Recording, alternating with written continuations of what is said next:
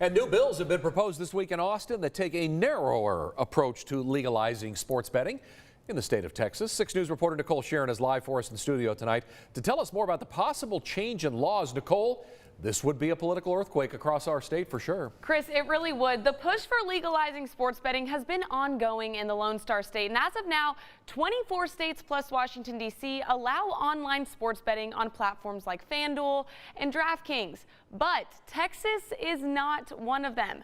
After gathering virtually no traction last year, action is being taken to propose a new angle. It helps to build support because obviously we Texans love our sports and we get very rabid about our teams. It's no secret that the Lone Star State is a major sports hub and the entire country. According to the Wall Street Journal, more than 50 million Americans are expected to bet on the Super Bowl this year, with an estimated $16 billion being placed. Right now, Texans are spending a whole lot of money in New Mexico and Louisiana and Oklahoma and Las Vegas. But not in Texas, legally. As we all know, if you want to place a sports bet in Texas today, you can. If you want to place any other kind of bet, you can. Senate Bill 715 has been proposed to legalize sports betting in Texas with a focus on mobile sports betting. Similar to the 2021 proposition, this new bill would put a 10% tax on its revenue. That's about the only tax I know of people really stand in line and want to pay is a tax for that type of thing. Where else can you gamble? Casinos. And Senator Carol Alvarado of Houston filed a major gambling bill that calls for resort-style casinos in the state's biggest cities.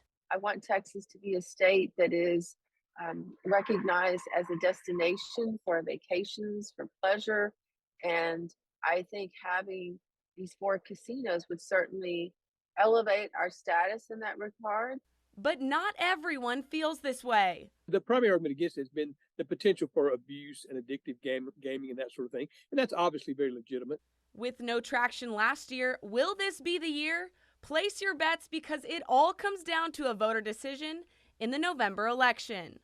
It's a constant debate that will only continue. Now, according to an article from the Houston Chronicle, Mattress Mac, one of the largest sports bettors in Texas and maybe even the country, stated that he opposes the legalization. He said, quote, driving to Louisiana for 2 hours is not that much of an inconvenience. No, because he hedges the bet. So if he loses the money, he wins a whole bunch of mattress sales. Exactly. Because then a bunch of people buy mattresses that they now have to pay for. And he can afford the gas. Right.